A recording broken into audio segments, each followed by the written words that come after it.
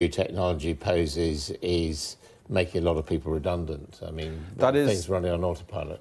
That is absolutely coming down the line. I mean, in the next couple of decades, most people are going to lose their jobs. That's very, very clear if you look at the way in which new technologies are being used in industries. So we're presented with a fairly clear choice. Do we start putting in place some kind of safety net now for that to occur? Or do we allow a small number of people, a small number of companies to have all of the power in that situation? And that, for me, is key to this idea of what we can understand about these systems.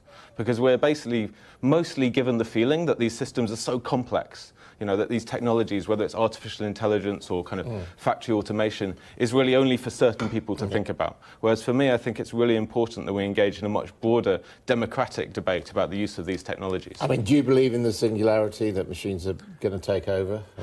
I think certain forms of machine acting have already taken over. We already give over a huge amount of our lives to corporations, which are essentially artificial intelligence is already operating in the world. They're self-directed, they have their own goals.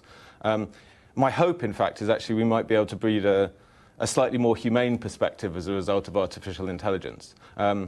An AI taking over is completely possible. But at the same time, I think we're at a point where humanity needs to think a little bit more carefully about its role in the world and how much it's in charge. Okay. And I think an AI might be a little humbling in that. OK, well, you've hit an optimistic note. I think we better end there. James Bridle, thank you very much indeed. His book is called The New Dark Age, Technology and the End of the Future. Well, it certainly is the end of all